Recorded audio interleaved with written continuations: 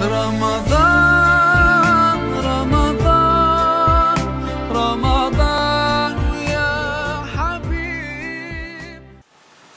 أعوذ بالله من الشيطان الرجيم. بسم الله الرحمن الرحيم. الحمد لله رب العالمين، والصلاة والسلام على سيدنا محمد وعلى آله وأصحابه وسلم تسليم. رب اشرح لي صدري ويسر لي أمري واحلل عقدة من لساني يفقهوا قولي. مبادئ لامر لالو ونفلر لال آجي بروتيف مبال كونتونا Allah ka canke min kaali sunkaro ñin kono mum be dendi sumu fo samante yalla anen jokono dol mun be sumu ñinna amunta waka caakilum be tentendi wala inshallah bi naka caabe denna bunda munna wala ma al yalon ne inshallah be ñinti dol mun kono ndunda sunkaro til tan labon len kono sunkarotil tan labon usamante ya balale kila sallallahu alaihi wasallam anata hadisoto kona buntanan don ka tew sitile aye ala dimba ya al kuni nyin kamala foyse ala batunu tuma ake wakili baake fana nyin til tan labon konole wakilo mi yalon ko amuka ke til kote mun kono nin kammala fana fusamante ya do min bala wala min diko ko laylatul qadr ba kono le laylatul qadr ate mo sutal te bi ya lon ko masatalla ya suto ni bunya ay warandi aya fusiyandi suta to mal mu'mina beti nin kammala alabato ni aka kono ilo alabato ni fusiyata karawidi kilin alabato ni tele wala na keta layla mubaraka tayyiba aketa sutal temi yalon ko ala tallaye barako kato anata ke sutati fana mi yalon ko suta kende min betiyata nyin kammala nuzulul qur'anul karim fiha alquranul ajibu akono tadalul kadru suto ni kon wala na fusamante ya min bala afsiyata awata ala yole banke ni alquran kono ka ko inna anzalnahu fi lailatul qadr wa ma adraka ma lailatul qadr khayrun min alf shahr wala nyindi ko alquran ni nga jindi lailatul qadr suto la wala lailatul qadr dun suto ala bato ni wala fusiyata karo wili kilin ala bato ti lailatul qadr mantra dami o ma satalla fone banke olati ko malaikol ka jinanne asuto nyinna ise jinam ka ji ma satalla la dunyo nyin kan kananan kana tara banko mul fe jang ala la jongol fe jang hajan ni fadiro go wato bisila ya isatara duari ka kiso dani hajan ni fadiro be wala na wakeke laylatul qadr woni suto le ni kono wala na kila sallallahu alaihi wasallam ay nyim banke moli ay mantole ka ko bisa nyini asuto ni sa nyini bayre fusamante ya min ba kono kanta foala bare nimba ni na sa nyini nim sunkaro ni tan labon ni kono wala na ko taharra laylatul qadr maana misalatul qadr ni sunkaro ni tiltan labo nyin kon komanata Aisha la hadithu to nyami ko kila sallallahu alaihi wasallam ani banke la ni banke ka ko man yataharraha falyataharraha fi ashar al-awakhir ni mum belatul qadr ni ni sani ni sum karo nyin tiltan labo nyin kon akoy sani ni ko kono ba sani iba balun la suto ni nyanta balun la minala iba balun la minala akoy sa balun di alquran karona isa balondi nafilola ka balondi nafilola ka balondi arqana karamalla ka balondi ala tofin ko molla isa wala kenole le do kadro suto ka balondi nyilla insha Allah mbadi modum ninna tana adaba amma iko ala al muslim an yukthira min ad-du'a akabe muslimo kan fase duwa ñin asa siyandi ñin suuto ñin na asika duwa bake a fayi ka duwa fan ka duwa siyandi ate ana komu ani muslimato man mumila be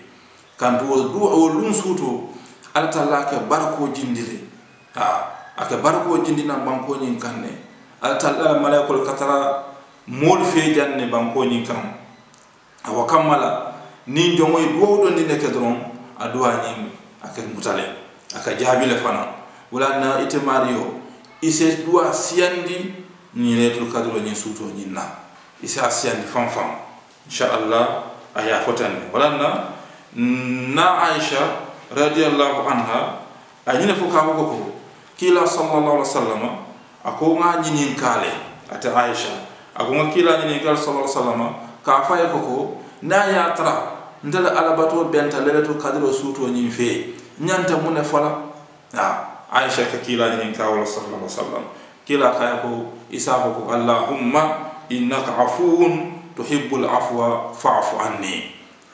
wolon duwa non to mi yalon ko kila ay Aisha karandala ka ko letul kadro suuto ni isa ñin kuma kamal fo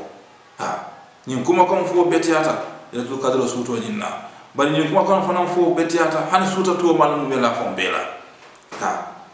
jon sa kuma kam fo no ka fan kide fata ala ni sunkarotil tam labon ni kono suutolu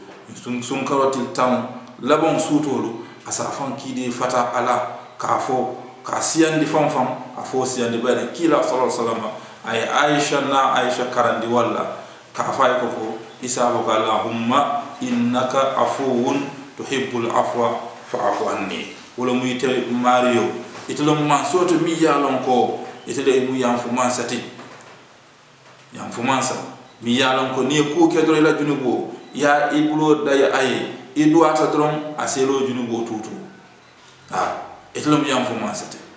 ila fta mola mi yalon ko ak yam fu dani utuma yam fu ma akuma kan ko to munyati inshallah wala yatna mo be se ke nyum kumo fo la ta nyinti tan la ban suto ko mbadi mo nilna ta boje letul kadro ni nin goto ko yalon bitamun ka wolum jako wolum zakatul fitr wolum sum karo mudo nyinti sum karo mudo mbadi ngolu a wajibi yatale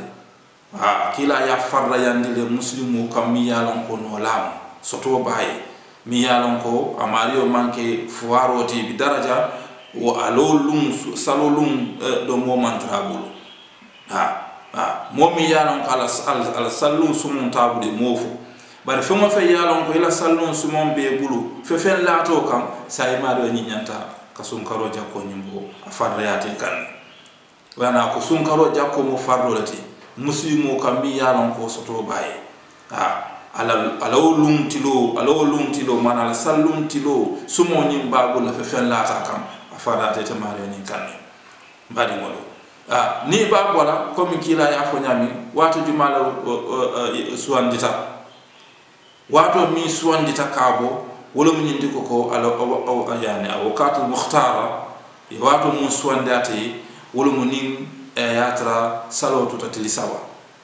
ni salatu tatili sawa mario sabono comme ibnu umar ka nyami radiyallahu anhu bari fana min fana fusi ato woti wala sallum fonte janni mol bita sal kenyoto isabo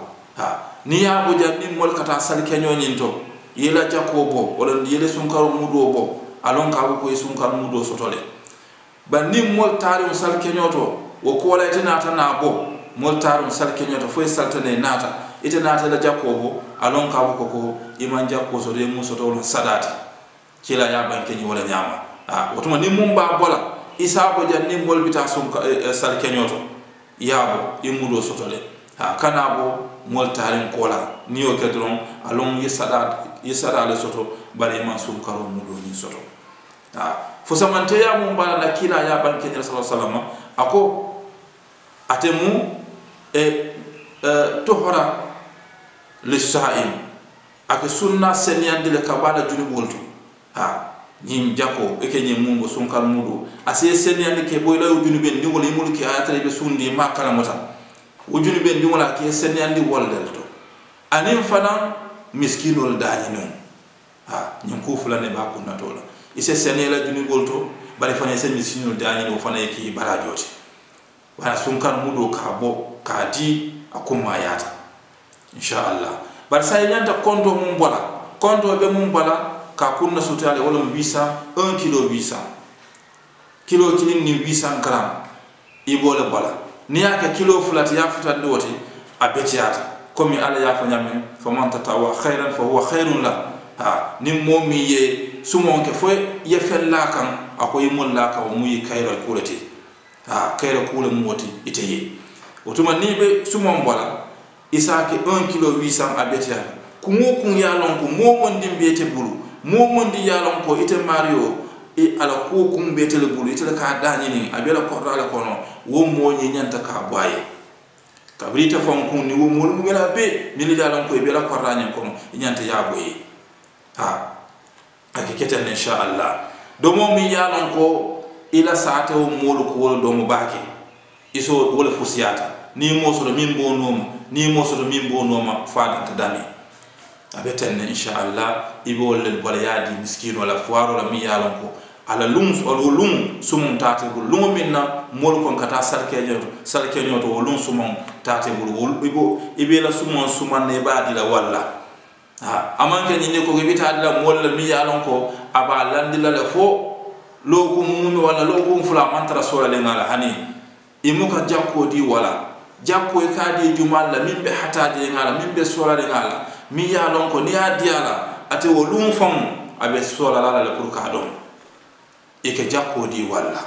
ha nyin kamala puri fana wolum se ke se wolunti inio kana kuya e kanna ta danilo la ke bulo day molle wolunna wasalluna pour foka fo mole alen ma ko alen so wana kila lafta se woye bebe se woye muslimol bebe wala yatina ko mon million ko sotobe yo dol ma ko million ko sotote foy france sewo asa kenyinti wolum se ke mo be la sewo ti muslimol be la sewo ti bade mo inshallah nin kacha molle natale e ag pro tv to e alama ali na sumoni muta na kiti moni mu yalan ko leto kadro alama ali bendi asuto ni fe inshallah ala batol binam kelaje anim be mul kela kono ali be mutan kila hormoto e jakko ni mi yalan ko mo botala ko mo fala alama mari ni ngabo ala ya mutan ni ala sonna na kacha ko tan binawala kam wassalamu alaikum warahmatullah. Ramadan